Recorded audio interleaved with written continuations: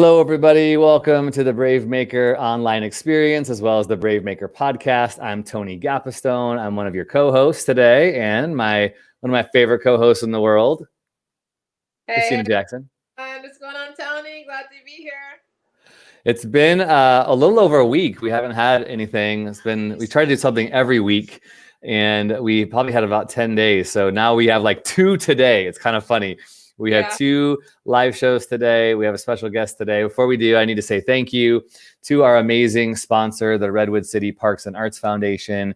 Without them and other sponsors who support us, we can't do this work. So thank you to the Redwood City Parks and Arts Foundation, as well as the Redwood City Arts Commission that recently came along to support our anti-racist documentary that we are working on, and we're excited to give you more information about that coming soon. Christina and I are doing a lot of fun work in webinars, and if you are interested in that, you should go to our website, bravemaker.com, and on the website there's a link called Brave Space, and Christina and I are hosting these conversations. We've done Financial Force, we did Guidewire recently. We are doing the Redwood City Public Library System Staff Development Day in October, and we're really looking forward to that. So go to bravemaker.com and check out our Brave Space offering.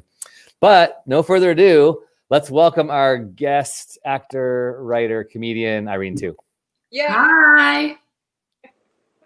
Hey, Irene. Nice to meet you. Finally. Good to meet you. So Irene and I met through a mutual actor and writer, Irving Ron, who is one of our correspondents, who was on the show a couple of weeks ago. Irving, I don't even think he's ever met you in real life, Irene, but he's another Asian American who likes Asian funny people. And he said, you have to meet Irene. You have to get connected to her. Cool. Yeah, so he suggested we meet up. And Irene was supposed to be live with us in our film festival, which was postponed, but that was supposed to be sometime in May. And now we're like, let's just get you on the show and start chatting and learn more about you. So tell us a little bit of your story, how you got to be the Asian funny queer lady. I mean, I didn't really know I wanted to do comedy. I was like in high school, and I was no longer like the smartest person in my school, and I like wasn't playing basketball anymore. And I kind of just had like an existential crisis, and I didn't know what to do. And then I discovered comedy because I loved watching Ellen, like when I came home from school, and I was like, oh, I wonder how she started, having her talk show. And then I learned that she started by doing stand-up. So I ended up taking stand-up comedy classes, and then I did improv since I'm from Chicago, and it's such a huge improv town. And I just loved comedy. And I felt like I made a lot of friends doing comedy that I hadn't had before. And I just kept doing it. Like that was the thing that brought me joy, even though I had done, I was like studying other stuff in school, but that nothing, sparked joy, I suppose. So I was like, I guess I'll just keep doing comedy until somebody tells me I can't. So here I am. That is fantastic. So what I would love to know, so you're going to get into comedy. What do? You're going to sit down and is this the lingo? You're going to come up with a new bit or a new set? Like what's your process? How does that work? I wish I could tell you that I sat down every day and I wrote jokes, which I'm trying to do. I'm actually not very good at that, but usually it's like something that annoys me or bothers me or I think is funny. Like just some kind of premise comes to me and I'm like, oh, that might be funny. And then I'll like work out the joke. Either I'll, write some notes down, I'll try it on stage or I guess online now. And then I kind of flesh out the joke that way, depending on what people laughed at or what I think is funny. Okay, speaking of online, so you do a weekly show on Mondays. I do it every Monday on Zoom. Is that wild? So every Monday she's telling jokes. She got them jokes for you guys. How can people see your comedy every Monday? Like what's the best way to see Irene Tu Monday nights? Yeah, so if you just follow me on Instagram, I'm at Irene_Tu. That's TU is my last name. And then the handle for the show is Starline Comedy, so you can just look that up. And there's like an Eventbrite link, and you can get tickets that way, or you can donate to our Venmo, and I send you the link that way. It's pretty low key, and I try like new jokes and stuff, but we get really great comics on the show. Sweet. Every Monday at 8 p.m. Pacific time. So follow Irene. Her handle's on the screen there. So talk to us about some of the topics that we can expect. It sounds like you kind of have like a observational comedy where you're checking things out. You're going, that annoys me, or that's something I want to poke at, or this is something that just seems ridiculous. I need to talk about it. I don't know if I would consider observational comedy, because I think when you think of observational comedy, you think of like Jerry Seinfeld. And I do a little bit more personal comedy than that. And then I guess I do kind of like socio-political material. Not like, I don't do politics where I talk about politicians, but it's definitely like social issues. So, in anticipation for this interview, I watched a lot of your stand-up. What has been your favorite gig? Like, what's been the most exciting, dopest job you've had? When I did Comedy Central's Clusterfest, I think was that last year now, that was probably the most fun that I had in a while, because I got to do shows with comedians I really admire, and there was a ton of people there. But I like all doing any kind of shows. I'll do a small show, I'll do a large show. As long as the audience is like into the show, I'm having a good time. Like, I don't really care how many people there are there. So you're also doing some acting these days, or you're trying to, right? What's that journey look like? Yeah, I've been taking acting classes and trying to do, little short films or what I can do here and there. Yeah, it's always hard for me, because I always feel like I have a little bit of an imposter syndrome, because I didn't know I wanted to do comedy or act when I was a kid. So I always feel like I'm behind. I'm like, I wasn't a theater kid. I haven't been like dancing and singing and acting my whole life. So I always feel like I'm not good enough. So that is like something I'm like working on not feeling. But yeah, I've just been taking classes. It's always about getting better. In any profession, you just want to get to the next level. How do you deal with the imposter syndrome? I mean, just acknowledging that I'm like, oh, I feel this way because I am insecure in what I'm doing, and just trying to acknowledge it. And, that's it. You can't beat it. You can just fake it till you make it, right? I agree. The imposter syndrome, I feel, for a lot of us just doesn't ever go away. And that's why we are called Brave Maker. One of the things I think, I won't say every, because not everybody has the same thing, but a lot of creative people have to do is just conquer themselves, conquer their own fears, conquer their own, I'm not good enough. Mm-hmm. And I think it's interesting you mentioned age, because like the catching up thing, it's like no matter when you start, I mean, there's 20-year-olds who are feeling like they're behind because they weren't acting when they were 5. It's just such a weird thing that we have created. I recently saw a meme about someone saying, I'm tired of the 30 under 30 lists, right? Give me the list of the 70-year-old who broke out at 65 because they pivoted 3 or 4 different times in their life. I mean, I just love that kind of story. And I'm trying to absorb that even in my own imposter syndrome, Mm-hmm. I mean, I'll still take a 30 under 30 because I'm still under 30. So if you guys want to put me in a list, time's a ticking, but still got time. But if you don't get it, then the reality is you can be this first 60 over 60. How about that? I like that. Oh my God. You're telling me I have to wait. If I don't get 30 under 30, I have to wait 30 years? Could be. I mean, would it be worth it is the question, right? I have to ask myself that too. Like, what does it mean? Like, what am I trying to level up to, as you said? What's the next level? What does that mean? Sometimes that could be like this fantasy that I have to even give up. Like, am I content doing what I'm doing today? I get to talk to great creatives. I get to make creative stuff. Do I own a home? Nope. Will I be okay if I don't? I would like to say I'd be okay if I don't own a home, but can I be okay with who I am today? That's a big struggle for creative people to have to absorb. I don't know how to move forward. I think it's a tension a lot of us will face. Mm-hmm. Definitely. I think it comes down to how are we defining success?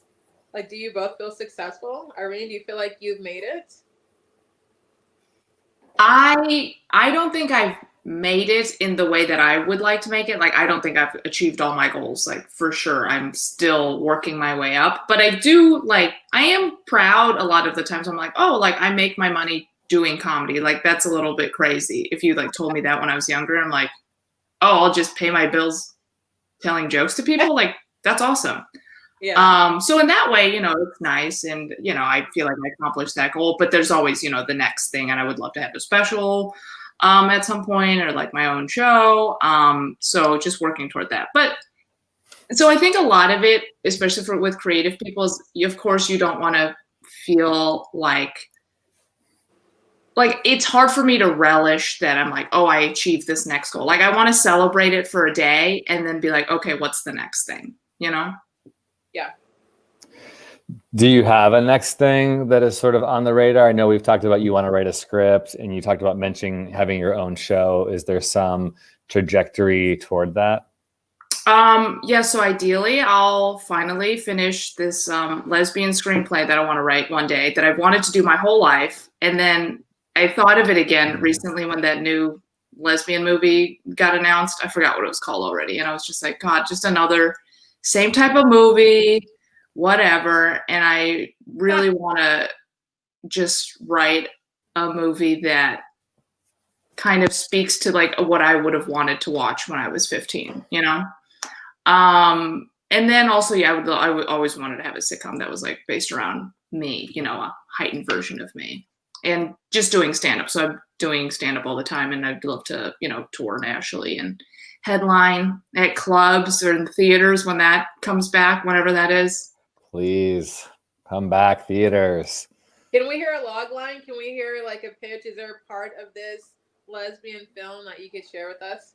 I don't know it yet still. It hasn't come to me, which I think is the worst way to talk about writing, right? Because you're supposed to just write, and then until you throw away all the garbage, you're like, that's a brilliant idea. But it kind of hasn't come to me. I've thought about it a lot, but I don't know yet.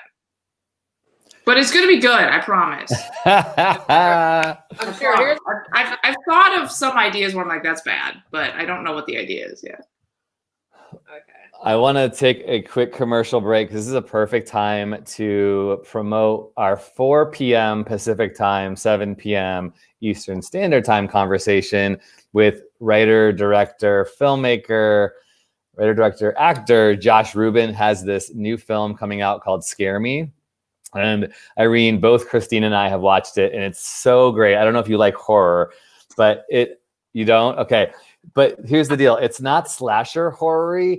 It is campy comedy horror. And the whole meta theme is about 2 writers who are secluded in a forest cabin, and the power goes out, and they try to scare each other with storytelling. So the whole idea is, what does it mean to tell a good story? And as writers, it's so funny. Like, every writer should watch it because they poke at log lines. Yeah. They poke at story details. It's so good. So we have to take a quick commercial break and watch the trailer for Scare Me, which is coming out on October 1st. And we will have one of the first interviews with writer, director, actor Josh Rubin. So take a look at this. Oh, hold on. Gotta love making sure you've got. Hi. Hi. So what are you running from? Running. Oh, this place looks haunted. I'm writing. Oh, really? Me too. So what are you working on? It's kind of a revenge story about werewolves.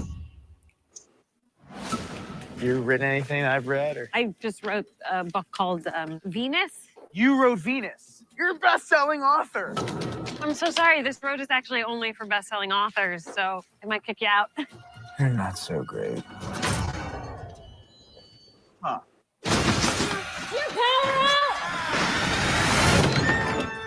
Power outage. I'm bored. Let's tell each other scary stories. Have teeth, have veggie, right?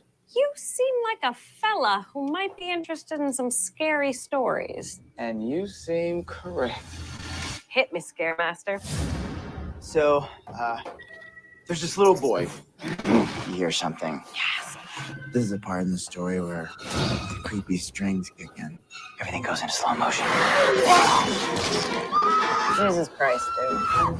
It's a good story, right? It's just been done like, I don't know, 600 or 700 times. Just because you're the best-selling author doesn't mean you get to school me on the story. Actually, yes, it does. Look at you! You are emasculated! I'm going to get you. Run, Jason! No witnesses! Do one about dead babies. Like an army of them? Yeah, they got like little baby hands. They just, we don't want bottles, we want blood, you know?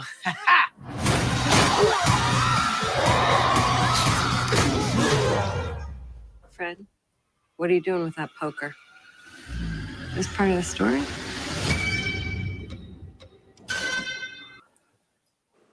It is so good. That does look really good. Also, Chris Red is in it. He's a comic. Yes, Chris Red is a comic. Aya Cash is a great actor. Like right now, she's out in The Boys on Amazon, which is like my favorite obsession right now. I So keep hearing that I need to watch that show, so I have to watch that show. yes, watch that show. If you're wondering if you should, and you like irreverent, raunchy, dark kind of stuff, The Boys is for you.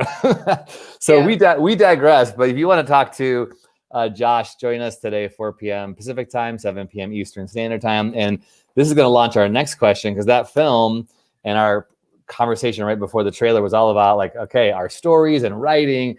So Irene, what are some things you would say to somebody who wants to become a stand-up comic? Well, now is the worst time to start stand-up comedy. That is for sure. So if you want to do it, really decide if you want to do it. Because I would not want to start stand-up comedy now. Because even established comedians can't do stuff. So this is a hard time. But normally what I would say is you gotta do an open mic, right? You gotta test out the material. You might not do well your first time on stage. Almost everyone does bad. Like, you're probably gonna bomb. But before you do that, definitely write down some jokes. Even if you don't exactly know how jokes, I mean, it's a setup and a punchline, right? Even if you can't get the joke writing down, come in with something. I cannot tell you how many times I've seen someone go up for the first time with no plan in their head, right? They just go to an open mic. They're like, people have told me I'm funny. I'm just going to get on stage and it'll come to me on stage. No, it doesn't. Most stand-up is planned, right? You have jokes. There's crowd work, of course, where you ask an audience member something and then you kind of riff on that.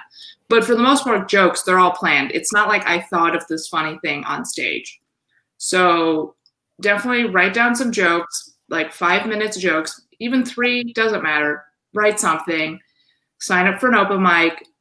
I think there's online open mics now, which again, not ideal. But test it out and then you'll kind of know if you got the bug, right? Even if you're bad at it, once you go on stage, if you bomb and you're like, I still want to do it, that's kind of how you know you're going to keep doing stand-up comedy. And if you love it, that too. But if you go on stage and you truly hate it, you'll probably just be like, okay, it's not for me. I did it once. I'll check it off my bucket list. But that's kind of my advice, is just write some jokes and then try it out and then just keep going. Can we go back to what Irene said about bombing? So I'm watching your stand-up. I'm like, oh my God, she looks like she's having so much fun. And like some ideas are coming to me. I was like, I'm gonna write some jokes. So I'm writing some jokes. And this didn't like come out of nowhere. I live down the street from Tommy T's Comedy Club. Mm-hmm. And they started doing something called Under the Stars. So you can go and like park in the parking lot and like sit out there, and they have like comics come in and they're doing stand-up. And I was like, stand-up. Well, I'm in a wheelchair. So that's like subtle segregation already. Like I already know that's going. So write that down. And I was like, you know what? I should do it. I should just do it for fun. So I'm gonna write this 5-minute set. I'm letting you know right now, I was inspired by you. If I bomb, I bomb, but we'll see. Well, if you bomb, just know we all bomb. Like, I'll tell my same jokes that'll like crush one night, it could bomb the next. You know what I mean? So it has nothing to do with you. I think the other thing is like, you have to remember, like when you bomb on stage, it's not like people hating you. It's just the material didn't work for some reason, right? And I think that's like a lot of fear when people start doing stand-up, is they're afraid of bombing because it's kind of like a rejection of them as a person. But it's totally not that at all. They just didn't think what you said was funny because of either the wording or the timing, or maybe they don't agree with what you say. But it's just like, if you can finesse the material to a way where anybody can think it's funny, that's how you know you're like, oh, that's a perfect joke. Okay. Yep. And I said that to say Irene makes it look easy, and it is not. Like you just make it seem like so effortless and easy, and you're having a good time. So Thank you. Fantastic. But it's like, also, it's like, you have to just not care, right? You have to get on stage and be like, I don't care if I do well, I don't do well. This is what I think is funny. This is what I'm going to say. And if you like it, great. If you don't like it, I don't care. That's great advice. That is such great advice for actors and comedians. You know, like, do your best, put in the work, and then get up there and just, it'll be what it is. Yeah, exactly. It's like, you can't control how the audience is going to react to you, right? So you just have to be like, this is what I want to put out there. And as long as you're happy with that, that's all that matters. Do you think there's anything with, because I've heard comedians say something on both sides of this thing I'm going to bring up here. I tend to like comedians who are up on stage and giggle at themselves and laugh at their own jokes. And I've heard people are anti that, but there's something about a comedian who doesn't care if you're laughing that gets that, for me, gives me like, oh, this person is totally confident. And sometimes they're laughing and no one else is laughing with them. And maybe that's because they're nervously, awkwardly laughing at the quiet or the silence. But what are your thoughts on that? So I think it could go both ways. I think sometimes it can be like, you know, they're just having fun and they're like, oh, that was funny, and they laugh on stage. I think that's fine. But sometimes it can be a little bit of a crutch or a distraction. Like if you're laughing after every punchline, I feel like you're really saying, I'm not sure if you're going to laugh at the punchline, so I'm going to laugh just in case, you know? And that's the part where it's like, oh, now you care too much what the audience thinks, right? If you're just laughing because you're having a good time and you're like, oh, that was funny, you know? Because like, for instance, like Dave Chappelle does that sometimes. He's like laughing. He's like, I need to like slaps his knee because he's like, that was funny. I think if you're genuinely just enjoying it and you think it's funny and you're like, I don't care what the audience thinks, I think that's fine. But I have seen other comics that it'll be distracting where it's like, ooh, the timing of it. You really didn't have to laugh, right? Because I would have laughed more if you hadn't laughed. Mm-hmm.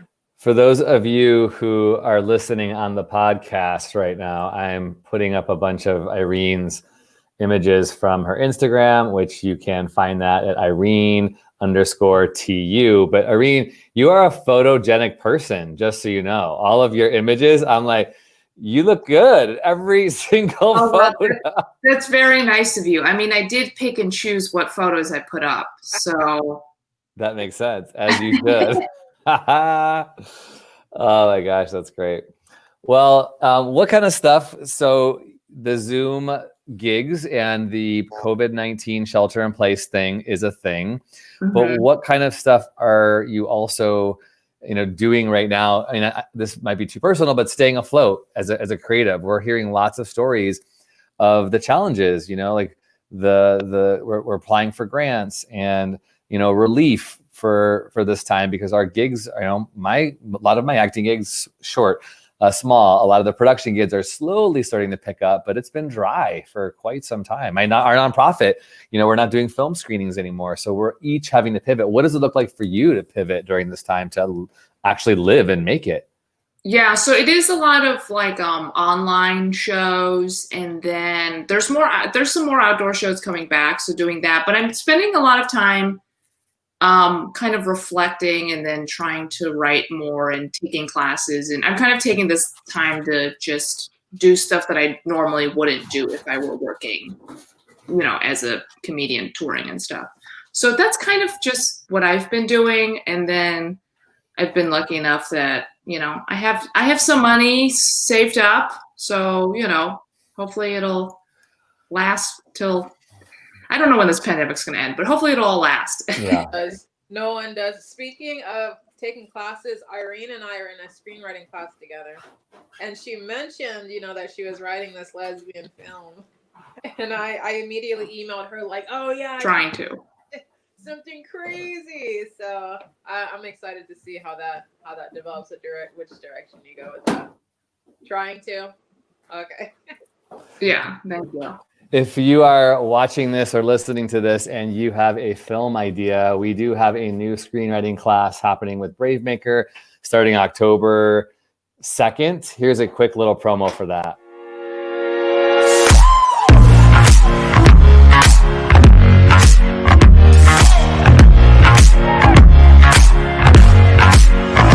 Hold up.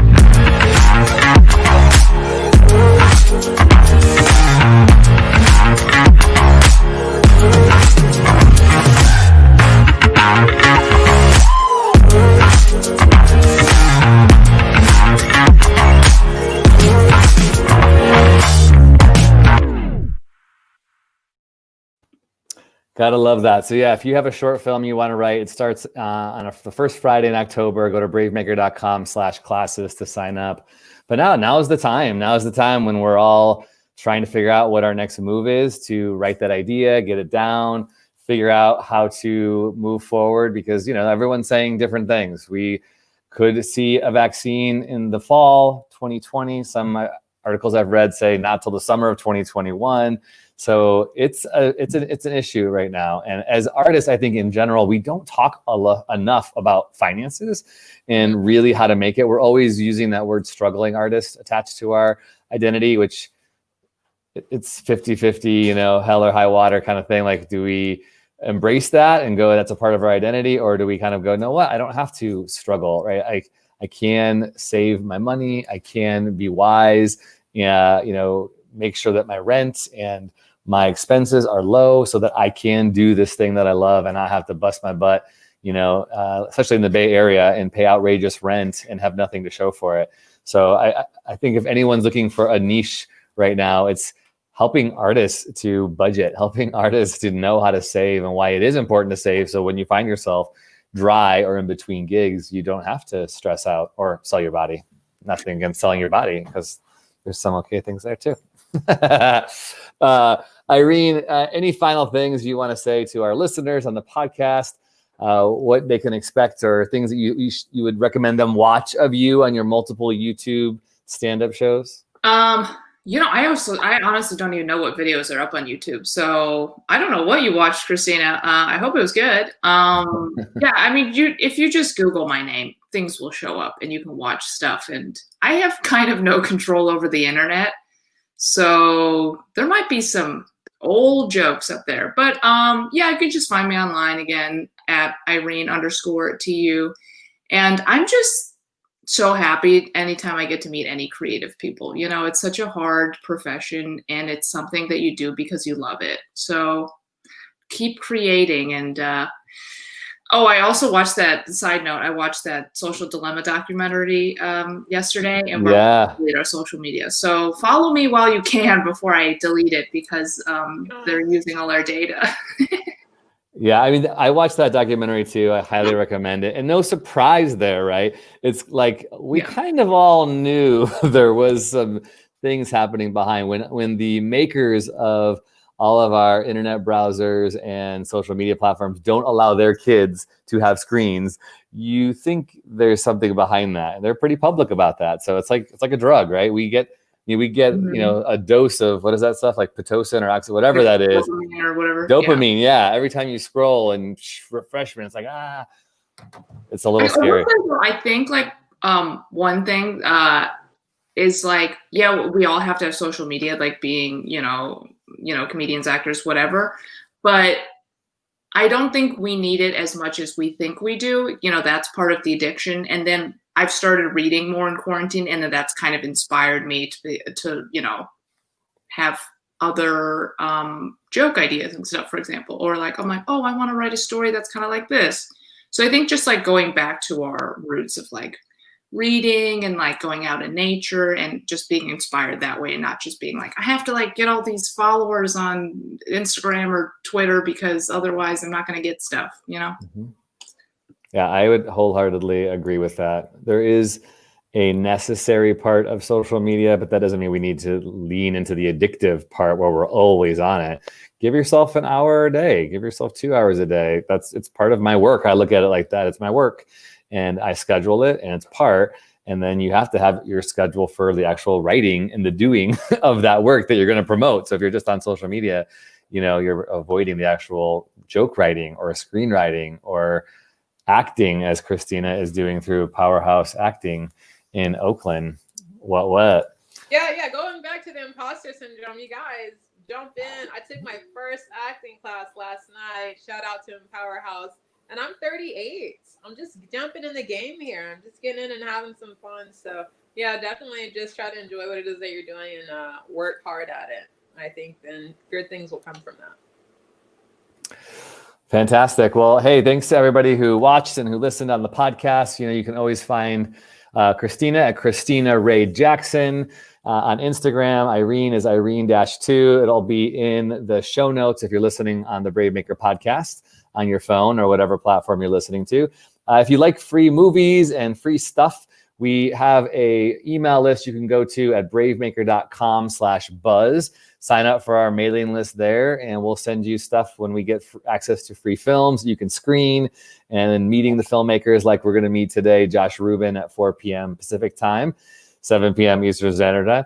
And as always, we are a nonprofit, so you can donate to the work that we're doing. We are trying to make more original content. We have a short film called Killer Couch we're doing, another short film called Hey Dad, another short film called The Scarlet Thread, all these films being made under the Brave Maker umbrella. Christina is launching a new podcast called Wheel Queens, which is with two disability advocates putting the word disability back in diversity. So there's so much great stuff that is coming. Go to our website, bravemaker.com, and consider becoming a patron today. So finally, thanks, Irene, for being with us. We're going to see you on October 15th. I have to follow up with you about that for this webinar that we're doing that we would like to have you join us on. So okay, perfect. Yeah, follow up with me on that. But yeah, thank you so much for having me. You got it. We'll talk to you soon. Before we let her go, can we know about Comedy Crossing tonight? Oh, I do have a show tonight. If you like Animal Crossing and comedy, or if you just like cute animated cartoon things, there's a show called Comedy Crossing, and it takes place in Animal Crossing, but you can just watch it on Zoom. And our characters like do stand up, but you'll see my face. I'm like doing the stand up. It's cute. You gotta like go to see what it is. But I went to one of the earlier shows that it wasn't on. It was so much fun. So it's in the Animal Crossing game? Yeah, so I'm playing my character, and then I'm also doing stand-up. So you'll see me doing stand-up, and then you'll see my character. I'm just like, you know, the character kind of just stands there, but that is awesome. Like change my outfit or something. The beauty of technology, there are so many different ways to enter and brave your own way, as we like to say. That's awesome. Cool. Well, hey, good luck, Irene. I know we'll be in touch and work together in the future and have you back. Awesome. Thanks, guys. Thanks. Talk to you soon. Talk soon. And finally, our ending of the show always is brave stories change the world. You are the story. And don't forget, Black Lives Matter, Black trans lives matter. Continue the fight. Bye, everybody.